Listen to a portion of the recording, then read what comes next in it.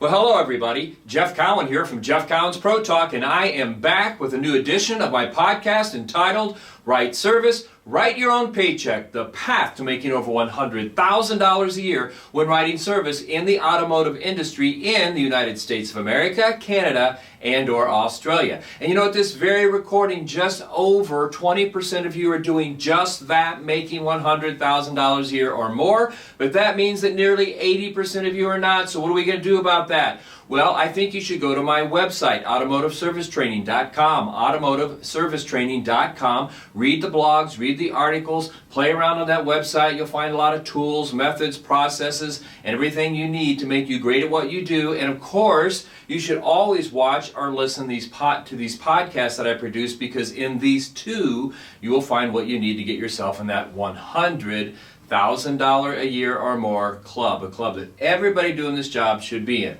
Well, as you know, recently we've been doing a series of podcasts where I'm taking your questions and I'm answering them, and the way I'm answering them is using video from live events that I've done over the past. And this has been wildly successful doing it this way. People seem to like it when I'm doing live events. And speaking of live events, by the way, if you go to automotiveservicetraining.com and look around on there, if you'd want to have me come to your dealership or your business or your convention or your next event and speak at it, I'd love to do that. You want to have a private workshop for you and your employees? I would love to do that. You want to come to one of my public workshops? I'd love to see you there. And you get all that information at automotiveservicetraining.com, plus information on how we come to your store and do training on the drive and our virtual training and the like. But back to what we're supposed to be doing here today.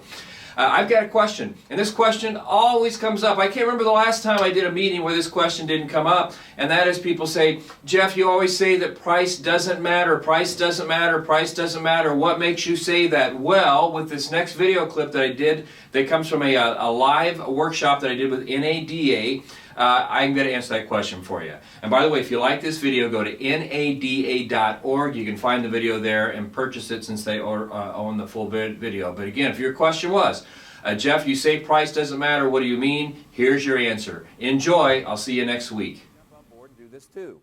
Now, let's get to what you're here for. Let's talk about customer retention. So what creates customer retention? 5 things. Longevity. The longer you're in business, the longer you're in a certain place, people start to believe you know what you're talking about, so the longer you're there, the better. Price. Price is important. It creates customer retention, but I have an opinion about price, and here's what it is. It doesn't matter. It doesn't matter. It doesn't matter. It doesn't matter. It doesn't matter. It's not mattered for the last 50 years, not likely to matter for the next 50 years. Doesn't matter, doesn't matter, doesn't matter. Now, when I get that or make that comment, I get the looks I'm getting right now, which is, oh yeah? Follow me my service drive on Monday morning and see if that objection didn't come up 5 or 6 times, the money price objection in the first 5 customers. I'll bet you $100, Jeff. Well, I'll take the bet and I'll take your $100. I'm telling you, it doesn't matter. How can I prove that? Easy. What's one thing the American media has convinced your customers of as it pertains to your service drive and the service you provide? You're too what? But what happens every single day when you show up to work? How many people are waiting outside the door before you open up? 4, 5, 6, 7? And then when you open up the doors, how many more people come across that service drive? Another 20, 30, 50, 100? You tell me. And by the way, do you know how unique that is to have people waiting for you to open every day? You know how much more pride I would have had if I had gotten here an hour early like I did and you would have been waiting outside waiting for this to start? You've got it right there, right? So let me ask you a question. If you're driving down the street and you're looking for a new product or service and the first 3 or 4 places you passed had a reputation of overcharging, not getting the job done and being liars, would you stop? Neither will your customers. Let me tell you how committed I am to this thought process. If I had a shop, I'd take my shop and I'd set it on a map. And I'd draw a big 50-mile circle around it. And I'd call every aftermarket place, every independent, every dealership. I'd find out what the average pricing was in my area. Once I found out the average, I'd increase it by 5 to 10%. You want to know why? They'll pay it. If you're delivering good service, you're delivering great service, price is irrelevant.